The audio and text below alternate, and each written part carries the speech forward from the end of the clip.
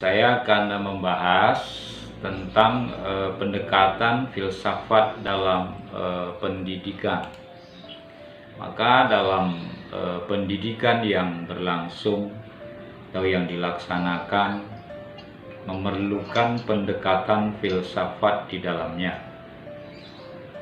Karena itu pendekatan filsafat dalam pendidikan itu adalah sebuah keniscayaan, ya, sesuatu yang sangat penting untuk bisa kita laksanakan.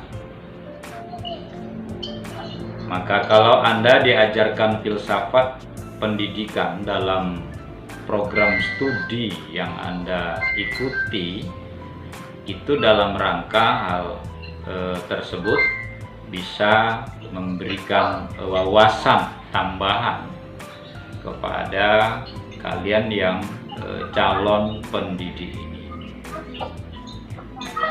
Nah, karenanya sentuhan filsafat itu di dalam dunia pendidikan itu adalah sesuatu yang sangat penting, ya, untuk kita lakukan.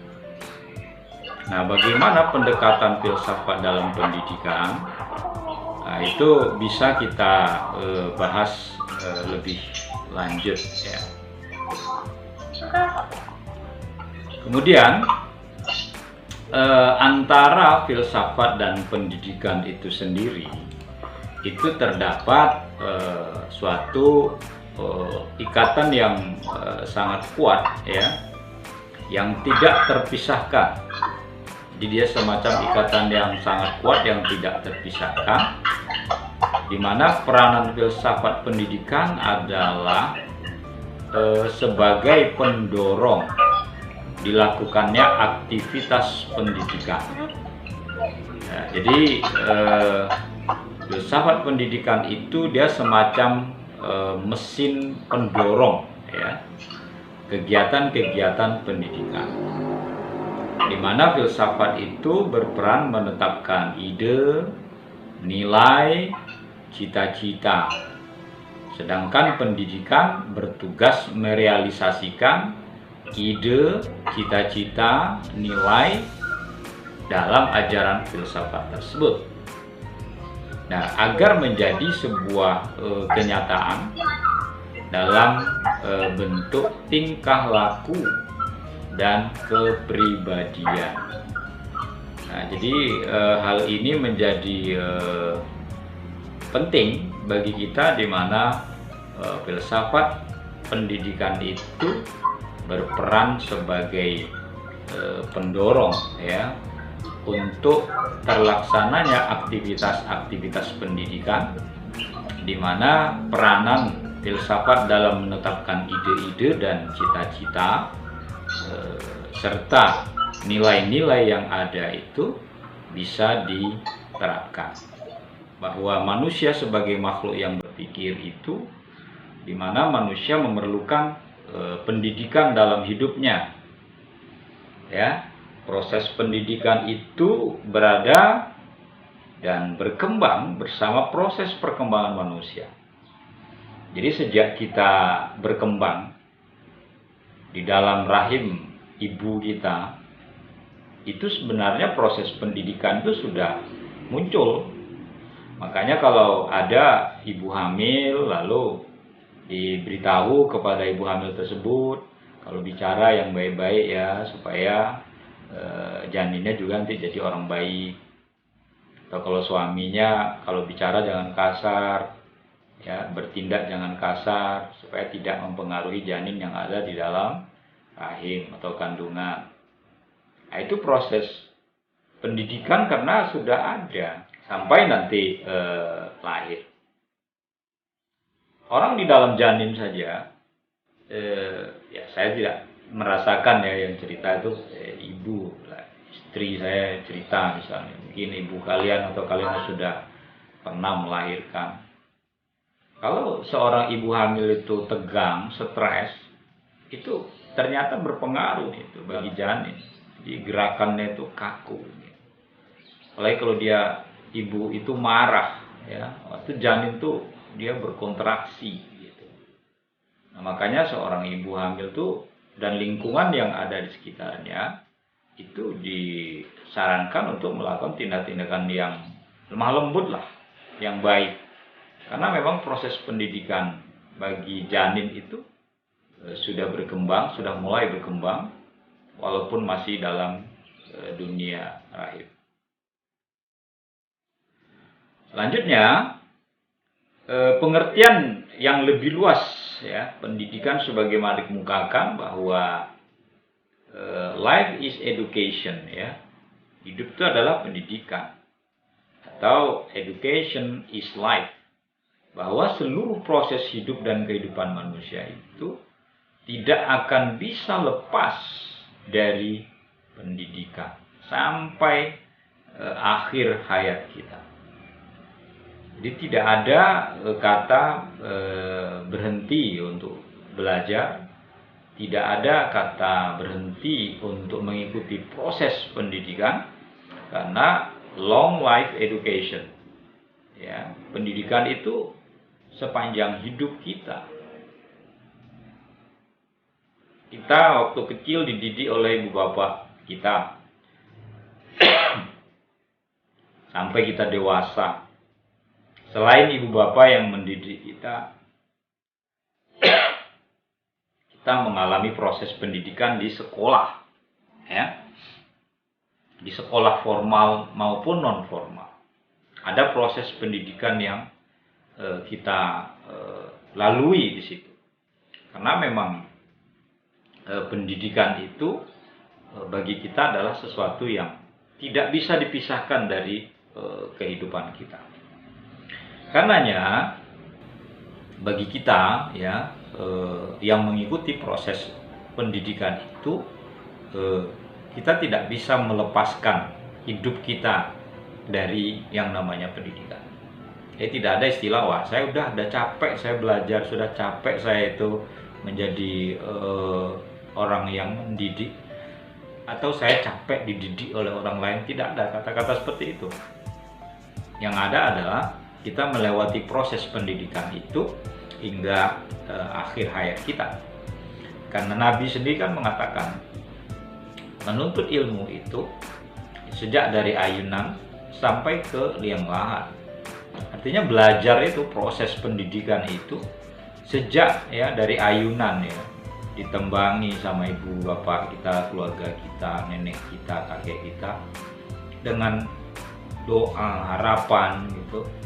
Lalu kemudian sampai kita gede didoainnya juga tetap sukses, ya, semua akan kita lewati. Coba kita lihat di masjid-masjid, nyatanya masih ada kakek-kakek, nenek-nenek yang usianya sudah sangat tua, tapi masih semangat mengikuti kajian-kajian keagamaan.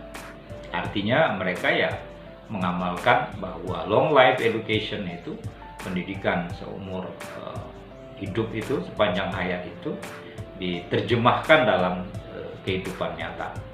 Filsafat pendidikan, ya, dijadikan sebagai dasar orientasi kegiatan sistem pendidikan.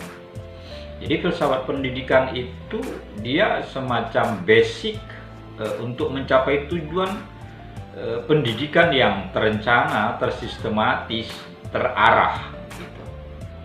Makanya filsafat itu dengan metode, dengan perspektif, cara pandang yang ada dalam kajian-kajian filsafat, dalam materi filsafat, itu memudahkan pendidikan itu mencapai tujuannya. Kemudian masalah pendidikan adalah merupakan masalah hidup dan kehidupan manusia. Derajat kita sebagai manusia ditentukan oleh tinggi rendahnya pendidikan kita. Semakin tinggi pendidikan seorang, maka semakin mulia dia di hadapan masyarakat, di depan orang yang ada di sekitarnya. Orang tidak berani melecehkan orang terdidik, orang terpelajar, gitu ya. Kenapa? Karena dia orang pandai. Tapi orang akan sering meremehkan orang bodoh, orang yang nggak berpendidikan, ya walaupun kita sebenarnya tidak boleh meremehkan orang ya. Karena orang menganggap, dia kan siapa? Dia orang bodoh, nggak ngerti apa-apa. Orang namanya saja bodoh gitu kan. Jadi kita di dalam dunia pendidikan itu harus memahami bahwa masalah kehidupan kita sebagai manusia itu di dalamnya tergambar masalah pendidikan. Semakin bagus pendidikan kita, maka akan semakin baik kehidupan kita. Ya, jadi cerminannya begitu. Jadi kalau orang berpendidikan baik itu ya akan tergambar dari kehidupannya. Pendekatan filsafat pendidikan itu sebenarnya seperti apa? Ada beberapa hal pendekatan filsafat dalam pendidikan sesuai tema kita hari ini. Yang pertama adalah pendekatan spekulatif. Pendekatan spekulatif ini disebut juga sebagai cara pendekatan reflektif, yang berarti memikirkan, mempertimbangkan, juga membayangkan dan menggambarkan. Jadi pendekatan spekulatif ini dalam pendidikan dengan pendekatan filsafat itu artinya pendekatan yang coba bisa dijelaskan dengan memikirkan, mempertimbangkan. Kalau saya besok kuliah, saya akan jadi apa? Anda tidak bisa mempertimbangkan. Oh, saya jurusannya PAI, saya bisa menjadi guru, gitu kan. Lalu Anda juga bisa membayangkan, kalau jadi guru besok saya bisa nggak ya? Kalau saya nggak punya ilmu atau nggak banyak ilmu, gitu kan. Akan ada pertimbangan-pertimbangan seperti itu. Yang kedua adalah pendekatan normatif, artinya nilai atau aturan dan ketentuan yang berlaku dan dijunjung tinggi dalam hidup dan kehidupan manusia. Norma tersebut juga merupakan masalah pendidikan, di samping dalam usaha proses pendidikan itu sendiri sebagai dasar dari kehidupan manusia, tidak lepas dari norma-norma tertentu. Jadi pendekatan normatif ini artinya ada nilai-nilai yang kita junjung, ada aturan-aturan yang berlaku dalam dunia pendidikan itu. Misalnya kewajiban mahasiswa yang bayar SPP misalnya. Lalu haknya mahasiswa mendapatkan sharing ilmu dari dosen, mendapatkan fasilitas dari kampus, ya, fasilitas pendidikan yang berkaitan dengan hal itu. Artinya aturan-aturan dan ketentuan-ketentuan sebagai norma yang ada itu ya diikuti mekanismenya. Sering terjadi misalnya tidak hanya satu kampus, sering di beberapa kampus dari kawan-kawan cerita ada mahasiswa nggak ikut ujian lalu maksa ingin dapat nilai. Gimana itu? Kalau sudah ada aturannya itu ikut kuliah, ikut ujian, dapat nilai. Lah kalau dia nggak ikut kuliah, nggak ikut ujian, minta nilai, dasar dosen memberikan nilai itu apa? Kan nggak ada kan? Dia tidak hadir kuliah, dia tidak hadir dalam ujian, sehingga argumennya selalu dikatakan oleh dosen, ya kami harus dosen memberikan nilai dari parameter apa? Dia tidak hadir kok saat ujian, saat kuliah. Artinya si mahasiswa memaksakan kehendaknya tanpa mengikuti norma yang ada atau aturan yang sudah ditentukan dalam dunia pendidikan tersebut. Lalu kemudian pendekatan yang ketiga adalah pendekatan kritik. Dengan fungsi ini, filsafat pendidikan melakukan penelitian secara cermat yang didasarkan atas pemikiran dan praktek-praktek pendidikan. Dalam hal menguji dasar pemikiran, menguji dengan teliti bahwa bahasa yang digunakan benar-benar jelas, memerlukan bukti-bukti yang bermacam-macam dan dapat diterima untuk mengeluarkan atau menyangkal ungkapan-ungkapan pendidikan. Artinya pendidikan kritik ini ada dialog di dalamnya. Kita mengkritik itu bukan kritik, saya kritik, tapi kita nggak punya solusi. Mengkritisi itu artinya mempertanyakan. Mengkritisi itu artinya kita butuh jawaban dan kita punya argumen sendiri. Argumen saya begini, kenapa harus begini? Padahal argumen saya seperti ini. Ya. Misalnya ketika kita berbeda pendapat dengan orang lain, saya punya argumen ini, Anda apa argumennya? Baca di mana? Sumbernya apa? Jadi mengkritisi dalam hal ilmu pengetahuan itu sah. Boleh gitu. Jadi kita tidak alergi untuk dikritik. Ya, apalagi kalau kritiknya itu adalah kritik membangun. Sehingga dalam filsafat itu ada yang dikenal dengan critical thinking, ya, berpikir kritis. Berpikir kritis itu perlu bagi seorang mahasiswa. Ya, misalnya ada mahasiswa yang nggak terima dengan fasilitas misalnya yang ada di kampusnya, boleh mempertanyakan, bukan mengkritik habis-habisan lalu demo anarkis, bukan. Wah, ini gimana ini, kami mau kuliah tapi kok ruang kuliahnya nggak ada.